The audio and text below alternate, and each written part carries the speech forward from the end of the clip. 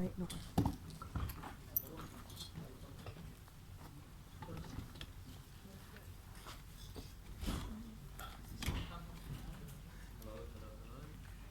Switch on.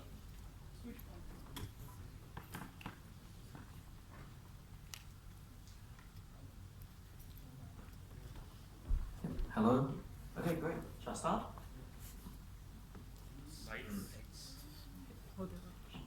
I'm just wondering, can people see the screen? Switch up.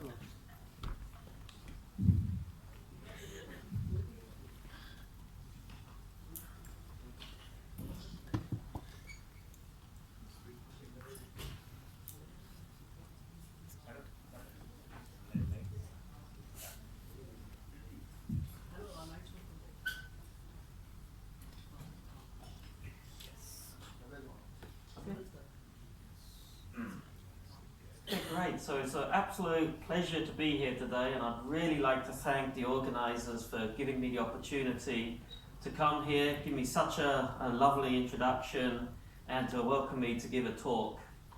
I'm going to talk about something that actually I don't really know much about at all, but that's always good for a talk.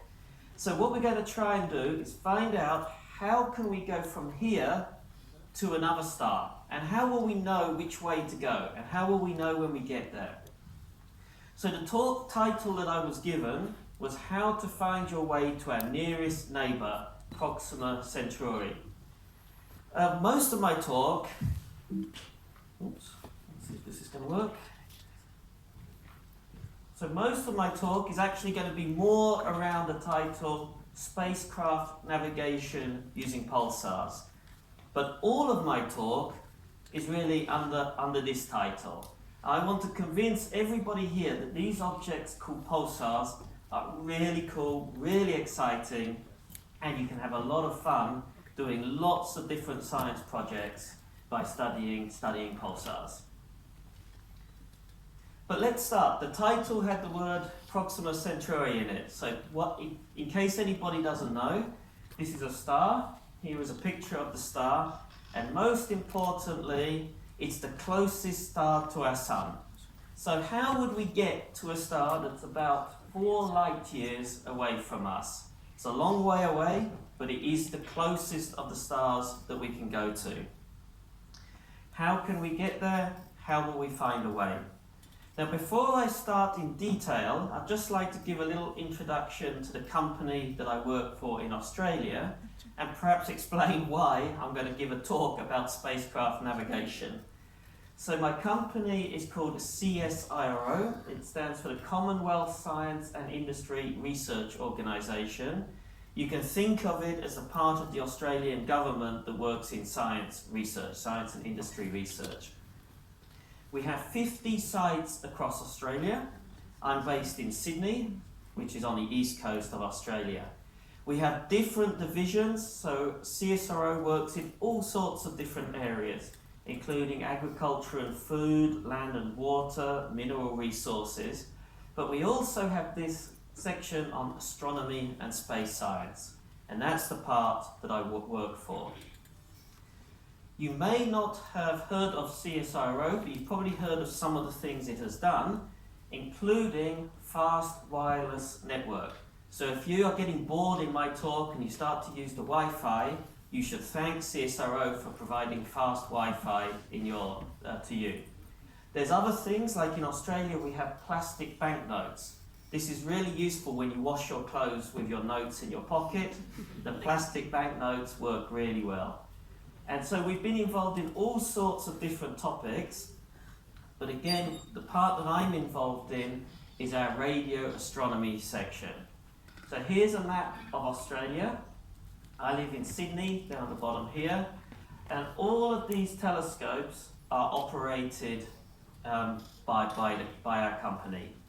And I'm going to talk most today about the telescope here in Parkes. It's about 300 kilometres drive from Sydney inland. But before I go into that main part of my talk, I feel like I should make some mention about this site over here. That is our newest telescope. It's going to be where the really, really large square kilometre array telescope in Australia is going to be built. And so this area of the world is going to get very important, I think, for radio astronomy in the near future. And if anybody wants a holiday, it's an amazing place. So this area here, where our telescope site is, has a size of 50,000 square kilometres. Now just to put that in perspective, the whole of Netherlands or Holland is 42,000 square kilometres. Now in Netherlands there are 17 million people. In this part of Australia there's 110 people. So the population difference is absolutely huge. There are no towns in this area, but there are 29 sheep or cattle stations. So there's almost no people, but there are a lot of sheep and cows. And this is what it looks like. It's very beautiful, very dry, very empty. And it's probably one of the best places in the world to build radio telescopes. And the main reason is it's a long way away from human infrastructure. We don't have mobile phones, we don't have cars, we don't have people with Wi-Fi. This is a very, very empty part of the world. So this is a picture from the ground. And let me just show you a movie of this sort of area. So this is where our new telescopes, or current and newer telescopes, are going to be built. We have lots of different types of radio telescopes. Not all radio telescopes look like big satellite dishes. You can see there's lots of different types. They're spread over very, very long distances. So it's not just one very large telescope. There's lots of different collecting elements spread over this enormous area. Dealing with the data, producing images out of these telescopes, it's a huge challenge. But that's what we're working towards. So that's our new telescopes, but my favourite telescope is actually quite an old telescope. This is the Parkes radio telescope and was built in 1961. It's an old telescope, but I think I would argue it's still one of the leading telescopes in the world. So this now does look like a very, very large satellite dish. It's 64 metres across. That's one of the largest telescopes in the world, but by no means the largest. The Chinese have now built a telescope that's 500 meters across.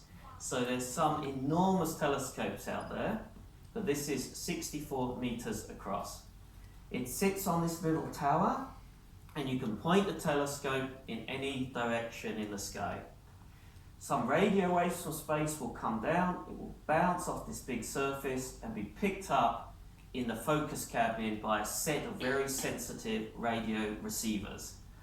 That radio signal will get sent down into where there's a large number of supercomputers in this tower, which will process the data, allow us to study the radio signals coming from space.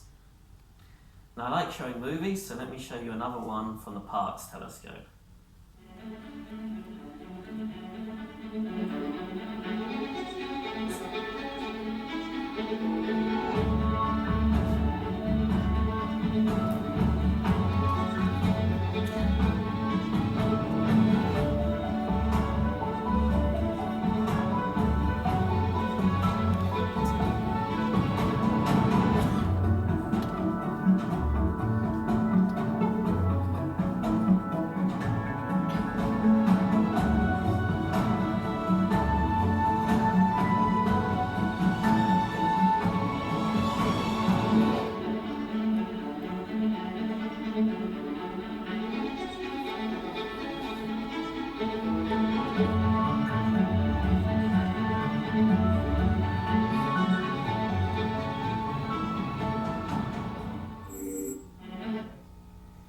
So I hope I've convinced you that the Parkes radio telescope is very beautiful, and there really are kangaroos on the site. If you go there, you can see lots of kangaroos jumping around.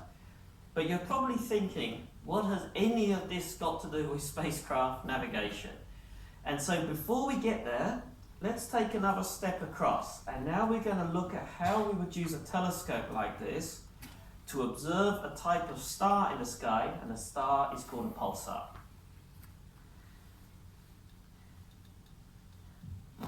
This is a picture of the sky, and everyone here will know these constellations well. If you take a large radio telescope, you point it at this position in the sky, you record the signal coming out of that telescope, and you plug it into just some speakers. You can do that. The sound you hear is what we're now listening to. Can you hear the click, click, click, click? That is coming from this direction in the sky, and it was first identified from this observatory in Cambridge in 1967 by a PhD student at the time called Jordell Bank. Why is this is going very fast somehow. So what we have just heard is this click, click, click, click. I didn't make that up. That is actually the recording of the sound from this telescope in England. And what it was first thought to be, it was first recorded as LGM1, standing for Little Green Man 1. When that sound was first heard, people thought that was the sound of an alien trying to communicate with us. We now know that's not true. In fact, why is my computer going crazy? Okay, we now know that there are thousands of these objects in the sky. You can pick pretty much any position in the sky and you can hear these sort of sounds. They're not aliens, and so the question is, what are these things that produce this click, click, click, click when you point your telescope in that direction? And the hint comes from 1932, when this guy James Chadwick actually discovered this is crazy. My computer has gone mad, I think. So in 1932, James Chadwick, with some basic experiments, proved the existence of neutrons. And amazingly, only a couple of years later, these two guys realized that if a star exploded, it looks like that star has already exploded. Let me go back again. If a star explodes, the whole star can throw its material out into space, but the center of that star can collapse. And it will collapse into something that's really, really small, only maybe 20 kilometers across. And it will collapse to something that's so dense, it's not being held up by normal matter. We now have to go into quantum mechanics to try and understand how this star is so stable. These are called neutron stars, and back in this time, they thought this is a great idea. It's a theoretical idea, but because they're so small, we'll never be able to actually prove that these things exist. How would you see something that's only 20 kilometers across? The star has already exploded. Why would you even think we could detect one of these things? The next part of the story goes back even further in time. So this is some writing that Chinese astronomers wrote in 1054 AD. Does anybody here speak Chinese? Nobody? Somebody must speak. There's always someone that speaks Chinese. Yeah. There he is. Excellent. So what that actually says... It's very quiet. So, amazingly to me is that people from China today can still read this text that was written down in 1054 AD. And what it says was in July the 4th of 1054, there was a guest star, so a star just suddenly appeared in the southwest of the sky, and it stayed there for more than 1 year before it disappeared again. So these Chinese people have written down in 1054 there was a patch of the sky, it went really, really bright, and in over a year it slowly went back to normal. If you now take a big optical telescope, this is what that patch of sky looks like. And I'm sure many people here know that that's what we now call the Crab supernova remnant. But I have actually a question for people here. The Chinese saw this in 1054 and said that the event occurred on July the 4th. There was Japanese writings, and they also saw this event. And they said it was in 1054, but it was a few months later. So I would love to know if there's any Indian astronomers or any other country that has actually also saw the Crab supernova remnant and have actually dated it to within weeks or months. I think that would be very interesting to know if that's true. But anyway, we know that something happened in this position in the sky in exactly 1054 AD. So if we now take our radio telescope and we point at this position of the sky, we hear this sound.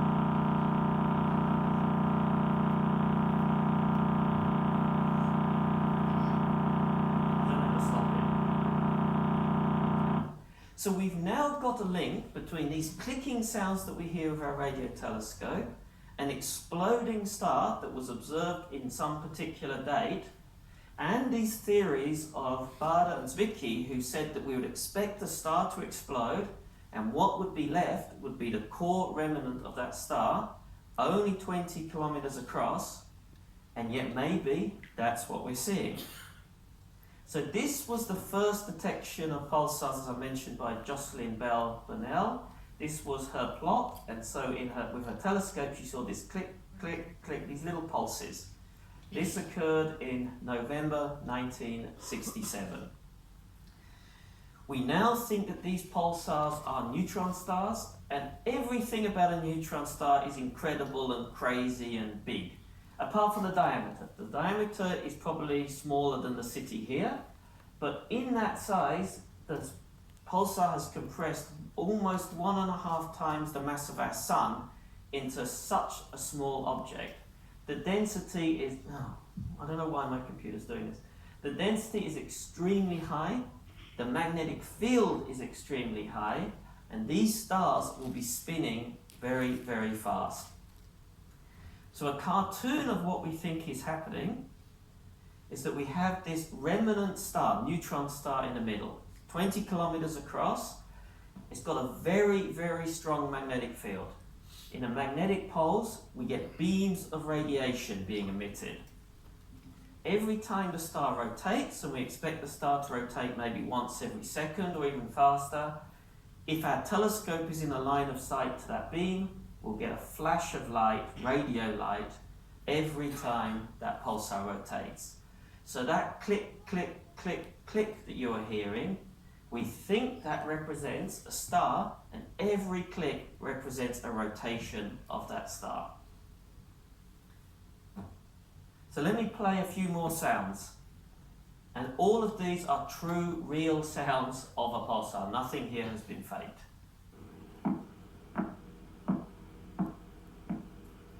So this pulsar, you can hear, is probably rotating once a second. That's fast. Our Earth takes 24 hours to rotate once. Our Sun takes about a month to rotate once. And yet here we have a star rotating about once every second. This isn't working now. Okay. Here's another one.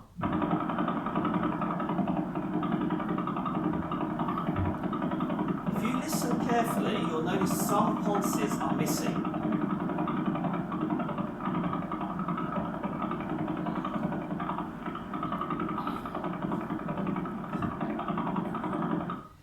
Anybody here can tell me why some of those pulses are missing, please tell me, because we have no idea at all. How can something be so stable in its rotation and yet every now and again we miss a pulse? There's a lot of professional astronomers here at the moment, and I don't think any of them understand why some of those pulses might be missing. Let me play another one.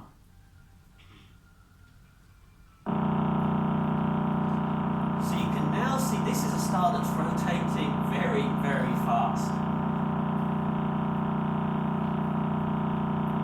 But it's certainly not the fastest.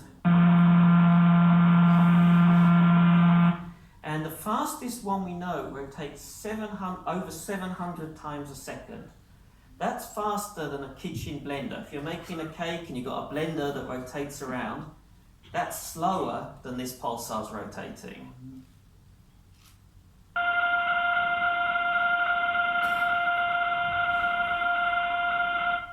So I hope I've convinced you that these are really incredible objects.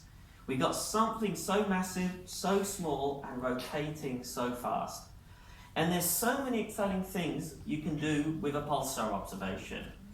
So first, of course, you're probing this incredibly dense matter, much more dense than anything we can produce on the Earth. We're also probing the highest magnetic fields in the universe. Pulsars are used to test theories of gravity. Maybe people here have heard of Einstein's theory of relativity.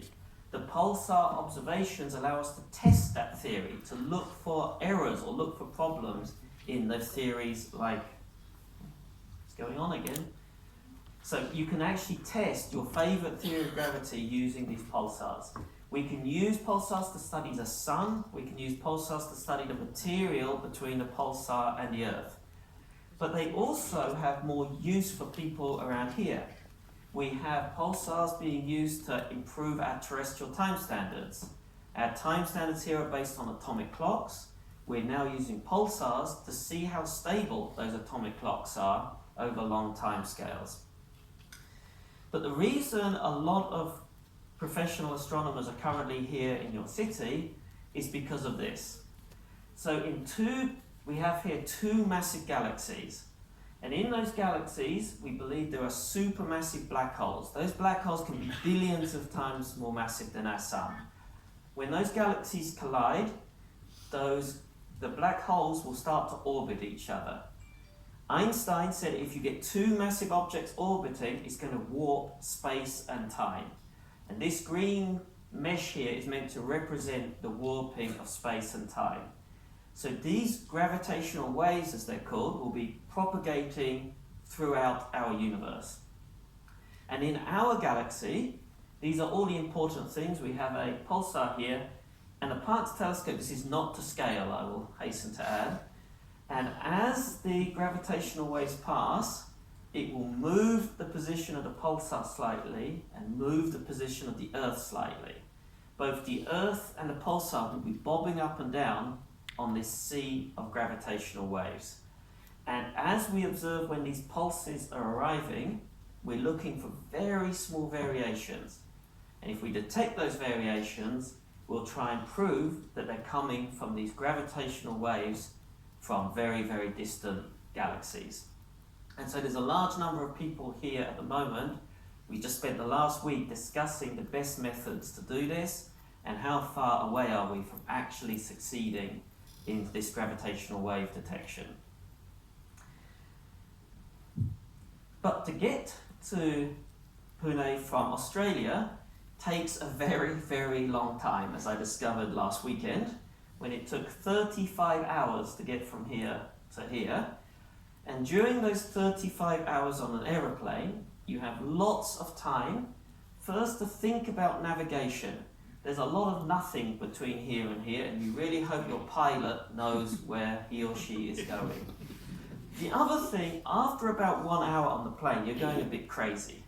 And so it's a really good time to pretend that you're an alien. And I want to explain why in a few minutes. And the reason is because of these spacecraft, these sort of Pioneer and Voyager spacecraft.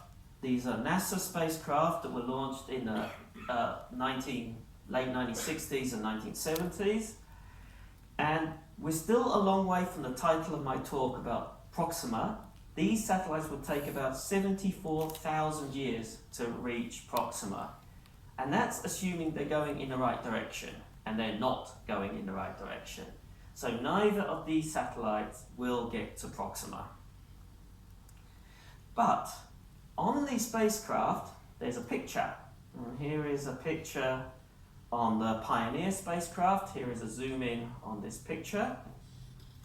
And on the Voyager spacecraft, there's another picture that's just here.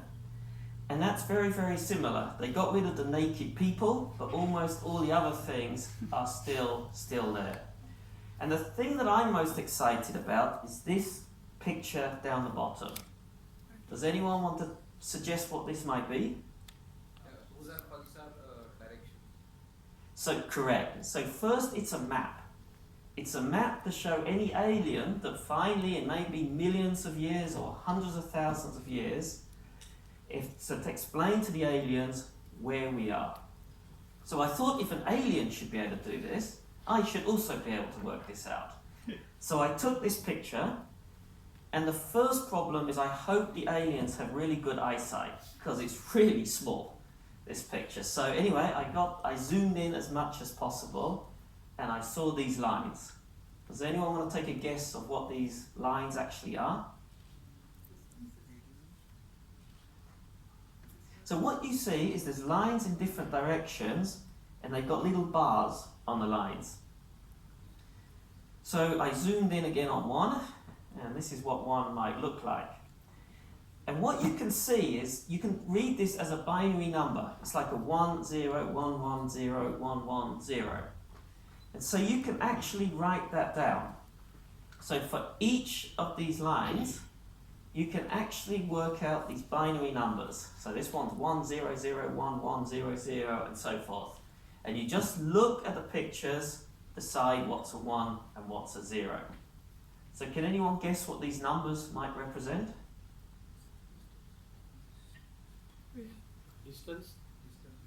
Distance?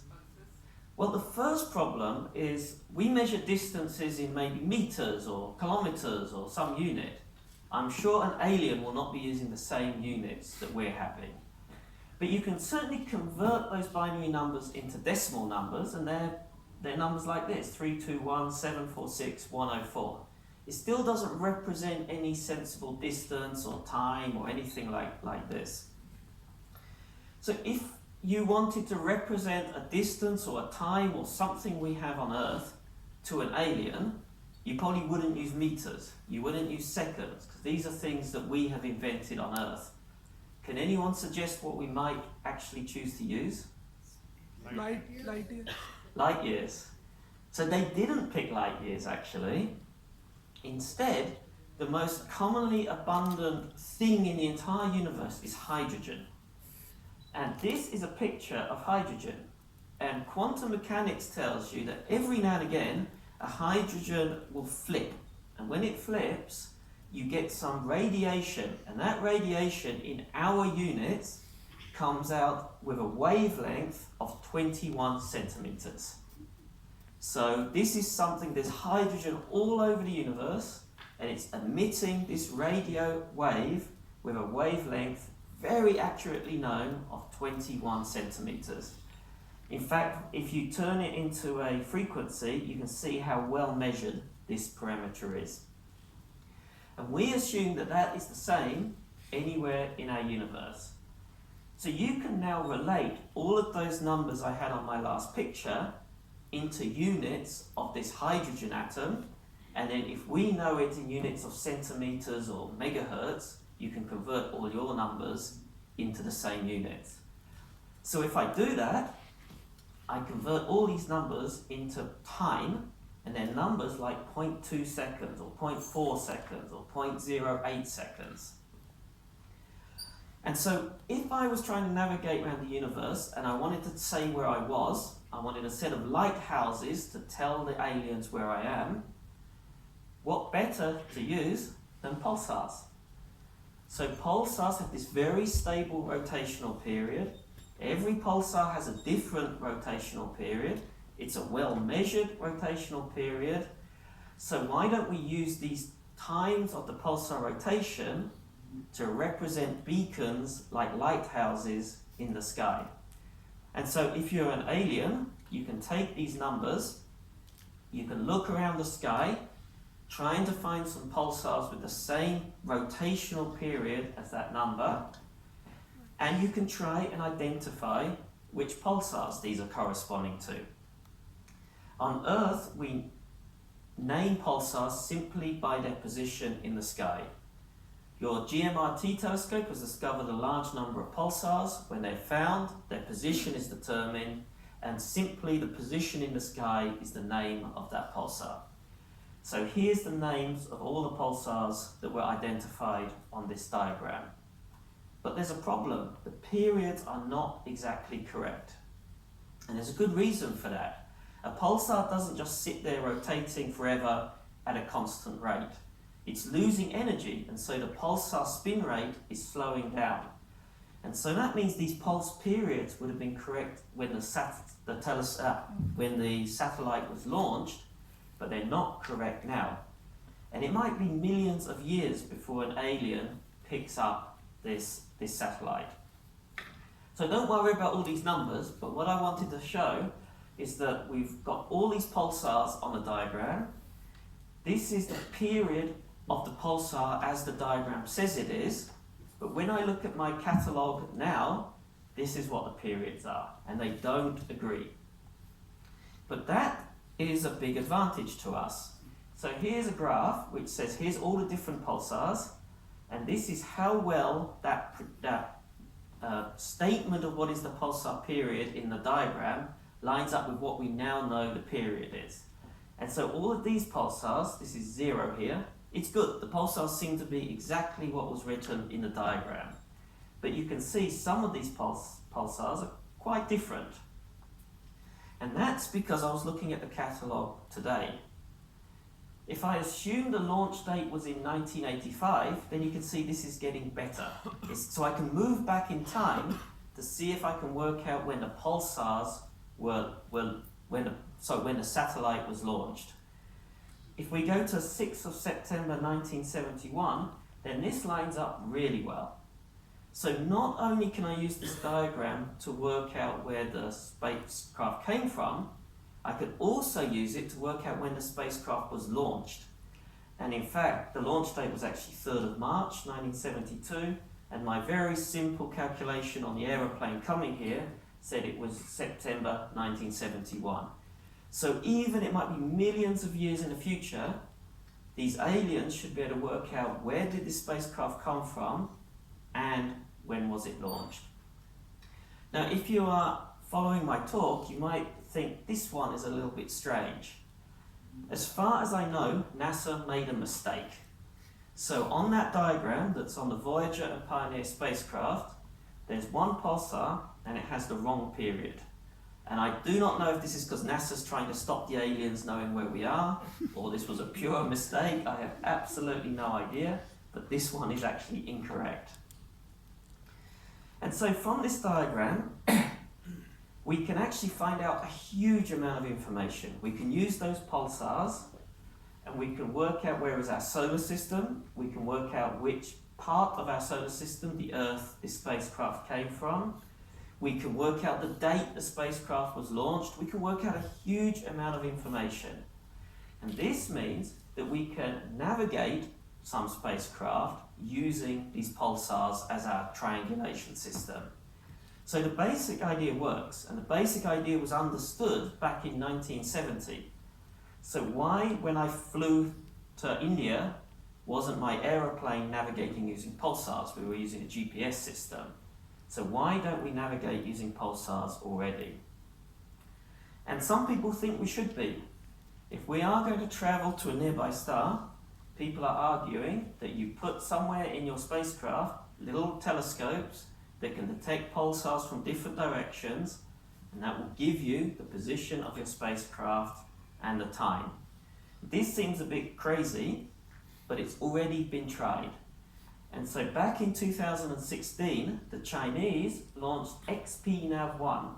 It's a Chinese National Space Administration's X-ray satellite, and it was launched to observe pulsars simply to do this navigation experiment. Could they work out where they were by observing pulsars? Now NASA is doing this as well. There's a Sextant satellite which is on the International Space Station, and that is also being used to demonstrate this method. NASA funded this particular project to see whether pulsars could be used as a backup navigational system to get their astronauts into low Earth orbit. So this is something that's actually being tried and tested at the moment. There's a lot of people explaining why we might want to do this.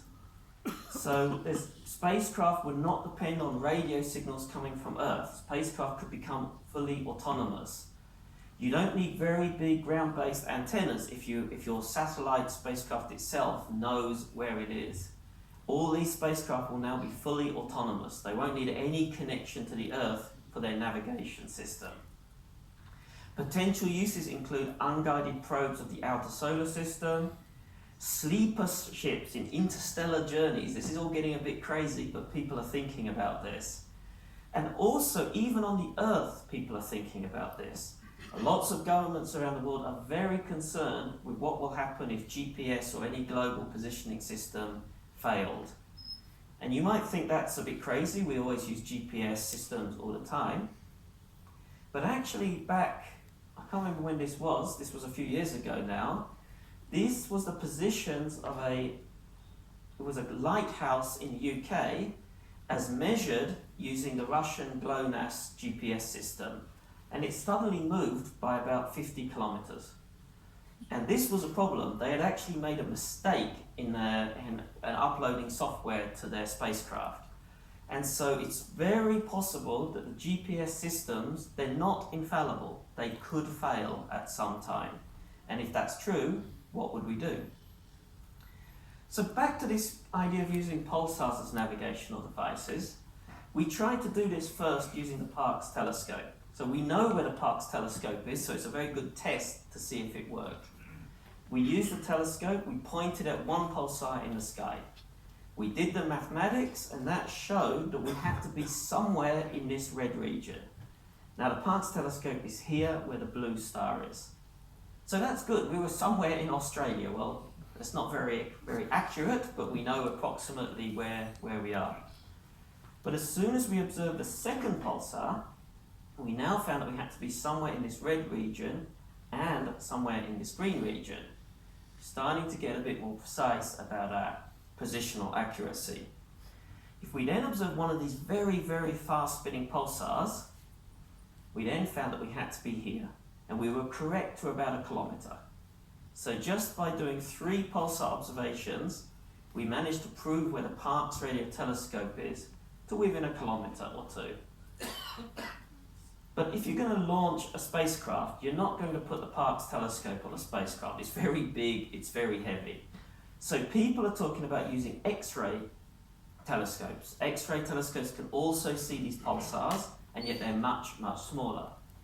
So we simulated a trajectory of a spacecraft going from Earth to Mars, and we asked how well could it work out where its position was at any time during that trajectory. And we considered 2 different options. One is that the spacecraft just turns on and says, where am I? It has absolutely no knowledge of where it has been in the past.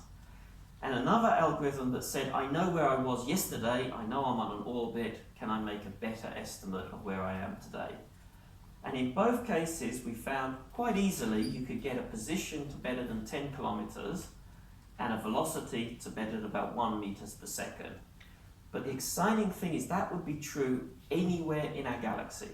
So you can send this spacecraft off anywhere in the galaxy, and it should be able to work out where it is to within a few kilometers or so. This telescope or system that was put on the International Space Station, that's now starting to produce some results, and they're showing that they can get their location to within 5 or so kilometers.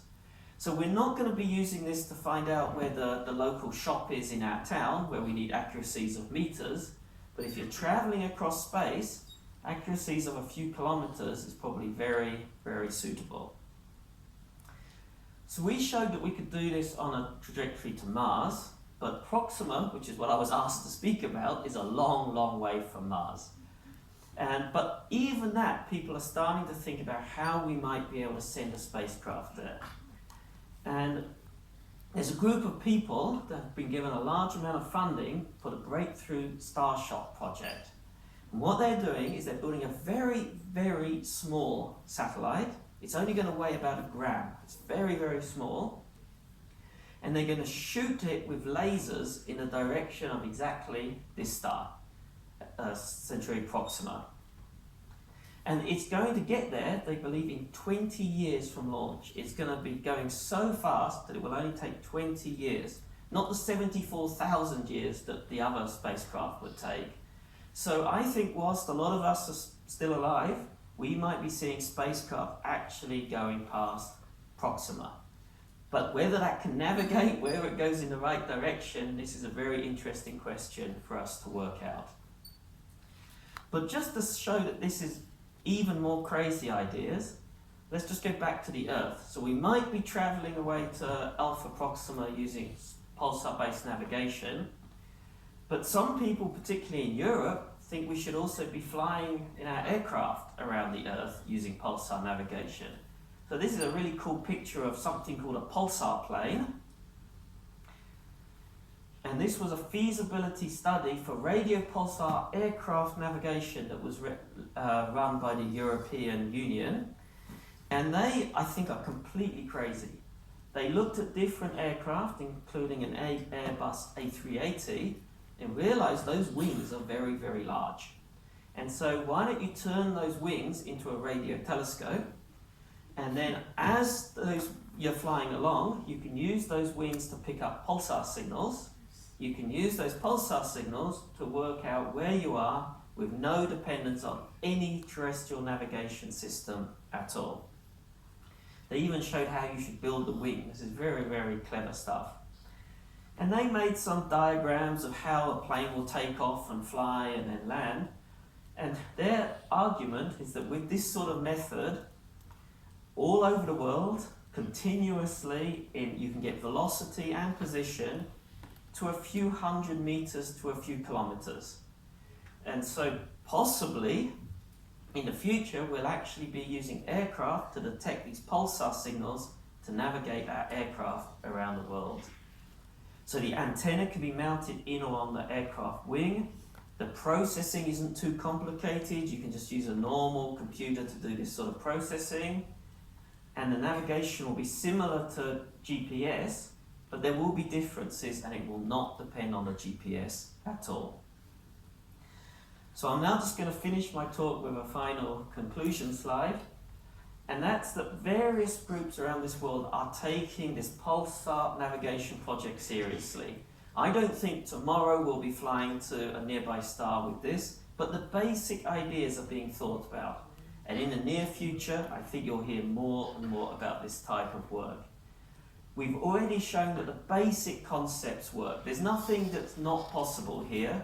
And in fact, it was used in 1970s on the Voyager and Pioneer spacecraft. If you want to get your distance to tens of kilometers, very possible. You can probably go to a much higher precision, but we need to think about how to do that. There's applications to spacecraft and terrestrial navigation. And just to finish, I think it's very important that if you're excited about pulsars, if you think pulsars are cool, just remember that here in Pune you have a lot of world